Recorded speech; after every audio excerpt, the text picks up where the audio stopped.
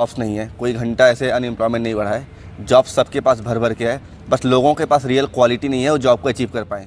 नौजवानों की जिंदगी में पढ़ने के अलावा कोई और वक्त नहीं होता। सुबह उठना और शाम तक कोचिंग में रहना, फिर तैयारी में लग जाना। इसके बीच जैसे ही खबर आई कि सरकार 5 साल से खाली पड़े पदों को खत्म कर देगी, नौजवानों में बेचैनी बढ़ गई। आप कोचिंग में एडमिशन ले चुके होते हैं इस उम्मीद में कि इस साल भर्ती निकलेगी और यह खबर आ जाए कि 5 साल से जो खाली पद हैं वो समाप्त होंगे, तो दिल पर क्या बीतेगी। अगर इसी फॉर्मूले पर राज्य सरकारें चल पड़ी तो भारत के नौजवानों के लिए सरकारी नौकरियों के रास्ते पहले से कहीं ज्यादा संकरे हो जाएंगे, नैरो हो जाएंगे। नौजवानों ने लाखों रुपए देकर, बैंक से कर्जा लेकर जो डिग्री ली है वो कबाड़ हो चुकी है। उनके पास डिग्री है मगर वही डिग्री अब इनके लिए 3rd डिग्री की यातना दे रही है। लेकिन इन नौजवानों के लिए रोजगार तो महत्वपूर्ण है। आज इस देश में बेरोजगारों ने अगर दूसरे बेरोजगारों से हाथ मिला लिया होता तो उनकी ये हालत ना होती। अंग्रेजी के बड़े बड़े एंकर भी उनके पीछे गांव तक पहुंच गए होते। बेचैन युवाओं को अपने से पूछना चाहिए कि क्या वे आत्महत्या कर रहे शिक्षा मित्रों से हमदर्दी रखते हैं। इसी सवाल में इस बात का जवाब है कि आप बेरोजगार नौजवानों की ऐसी हालत क्यों हो गई है। New Indian express, times of India, Hindustan times में यह खबर है। खबर थी कि वर्कफोर्स यानी नौकरियों में 30% की कटौती करने जा रही है। इतनी बड़ी खबर सिर्फ और सिर्फ गोदी मीडिया के दौर में छिप सकती है। टीवी के एंकर इसीलिए एक फिल्म में आपको उलझाकर रखे हुए थे। सब ड्रामा था, आप उस ड्रामे में फंस गए। अब एंकर आपको अगले 10 दिन तक मिडिल क्लास की टैक्स माफी की खबरों में 2000 रुपए की और सपनों में उलझाकर रखेंगे, मगर आपकी नौकरी की बात नहीं करेंगे। जाहिर है बेरोजगारी की आग नौजवानों को जला रही है, इसीलिए अलग अलग इलाकों में आग लगाने वाले मुद्दे सुलगाए जा रहे हैं ताकि बेरोजगारी की चिंगारी को पीछे धकेल दिया जाए। क्लर्क, टाइपिस्ट, गोपनीय सहायक, कंप्यूटर ऑपरेटर बनने की तैयारी में लगे हजारों नौजवानों का दिल टूट गया। जिस व्हाट्सएप यूनिवर्सिटी में सांप्रदायिक खबरें घुमा करती हैं उसी में उनका मैसेज मिला जो पढ़कर सुनाना चाहता हूं। माननीय मुख्यमंत्री महोदय, हम युवाओं की क्या गलती है जिसका खमियाजा युवा प्रतियोगी झेल रहा है। हम बात कर रहे हैं Uttar Pradesh police computer operator की, जिसकी भर्ती आपके मुख्यमंत्री बनने के 3 महीने बाद निकली। जब परीक्षा हुई तो सबको घर से 150 किलोमीटर दूर सेंटर दिया गया। हमने इधर उधर से पैसे मांगकर परीक्षा दी। हमने टाइपिंग की तैयारी भी शुरू कर दी। फिर 4 महीने बाद 29 जनवरी 2018 को पुलिस बोर्ड ने भर्ती की सारी प्रक्रिया रद्द कर दी है। अब इसमें प्रतियोगियों की क्या गलती है जिसका वहन वो करें। परीक्षा कराई विभाग ने, गलतियां की विभाग ने, फिर उत्तरमाला में भी उत्तर दिए गलत तो विभाग ने, तो विभाग को इसका दंड मिलना चाहिए। प्रतियोगी क्यों झेले। हमने इसके लिए 400 रुपए में परीक्षा का फॉर्म भरा, 600 रुपए से लेकर 1200 रुपए तक आने जाने में लगा दिए। 1000 रुपया देकर हम प्रति माह 3 महीने तक टाइपिंग सीख रहे थे। साइबर कैफे पर 2 बार रिजल्ट देखने गए, फॉर्म भरने के लिए उत्तरमाला देखने में, इन सब पर 500 रुपए खर्च हो गए।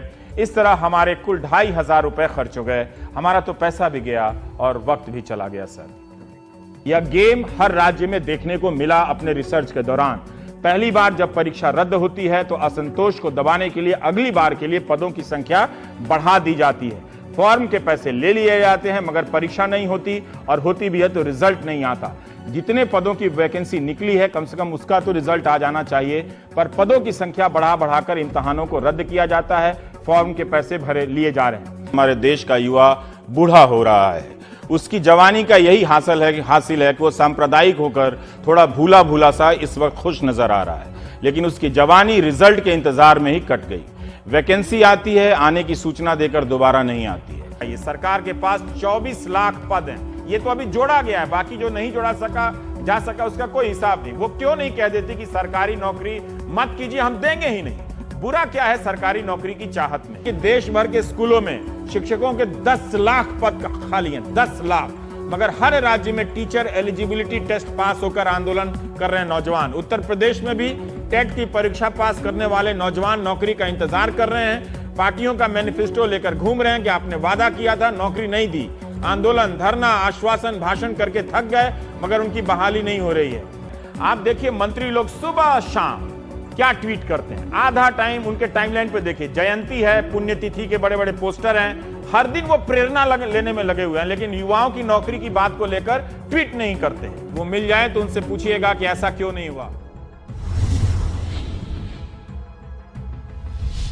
जब आप आए थे तो आपने वादा भी किया था कि आप रोज़गार उपलब्ध कराएंगे, 1 करोड़ लोगों को रोज़गार देंगे। तो आप संतुष्ट हैं? क्या आप लोगों का जीवन बदल पाए? नए रोज़गार, नौकरियां? 3 करोड़ तो बिल्कुल नए हैं जो अपने पैरों पे खड़े हुए हैं। कोई न कोई व्यवसाय करेंगे, कमाई करेंगे, कोई एक आध व्यक्ति को रोजगार देंगे, कोई ऑटो रिक्शा चलाएगा, कोई पकौड़े की दुकान करेगा, कोई चाय की दुकान करेगा, कोई अखबार बेचने का काम करेगा, कोई कहीं डिपॉजिट देकर के और एजेंसी लेगा। ये सब चीजें रोजी रोटी कमाने की व्यवस्था हुई है कि नहीं हुई है? इसको रोजगार मानेंगे कि नहीं मानेंगे? अगर आपके जी टीवी स्टूडियो के बाहर कोई पकौड़े बेचता है और शाम को 200 रुपया कमा करके घर जाता है, उस व्यक्ति को आप रोजगार मानोगे कि नहीं मानोगे? तो नौजवानों के साथ भावुकता के नाम पे ये ड्रामेबाजी बंद कर दीजिए। वो वाकई परेशान है, चाहे वो कांग्रेस को वोट देने वाले हों या बीजेपी को वोट देने वाले हों, उनके साथ ऐसा नहीं होना चाहिए।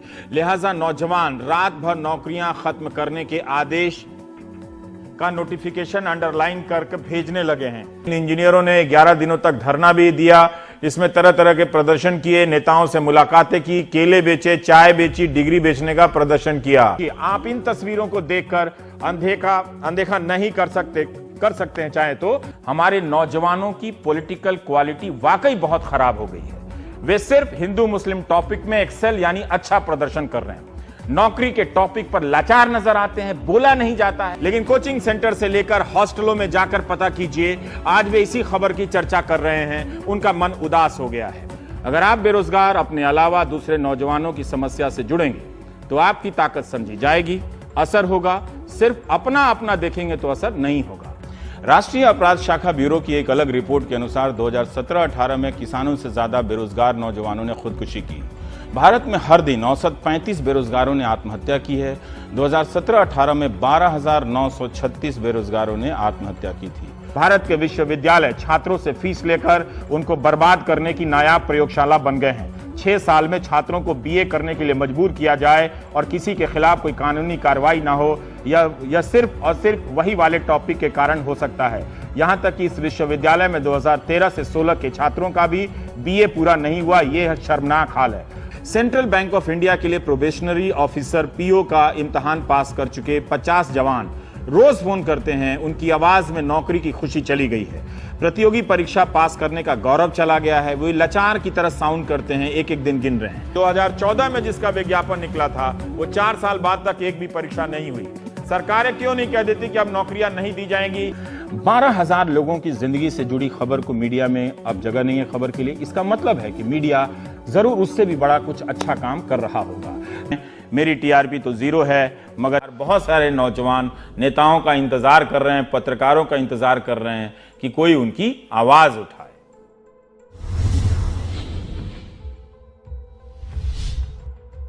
भारत में उच्च शिक्षा ग्रहण करने वाले 85% युवा किसी भी परिस्थिति में अपनी योग्यता सिद्ध नहीं कर सकते। सर्वे में 47% शिक्षित युवा रोजगार के लिए अयोग्य माने गए, जबकि 65% युवा क्लर्क का काम भी नहीं कर सकते और कॉलेज की पढ़ाई पूरी कर चुके 97% युवा अकाउंटिंग का काम सही तरीके से नहीं कर सकते। यहाँ तक कि देश के उच्च शिक्षित युवाओं में से 90% को काम चलाऊ अंग्रेजी भी नहीं आती। हमारे देश में 5वीं कक्षा में पढ़ने वाले सिर्फ 48% छात्र ऐसे हैं जो दूसरी कक्षा की किताबें पढ़ पाते हैं, यानी 5वीं क्लास में पढ़ने वाले बाकी 52% छात्र दूसरी क्लास की किताबें भी नहीं पढ़ सकते। कक्षा 5 में पढ़ने वाले हर 2 में से 1 छात्र कक्षा 3 की किताबें नहीं पढ़ पाता।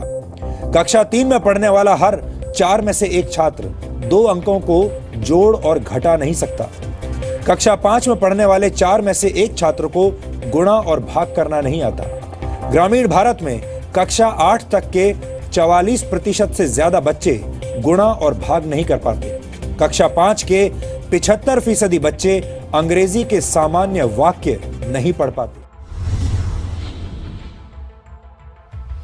लेकिन आप जब नौकरियां ही नहीं देंगे तो क्या मेरिट का यूज होगा?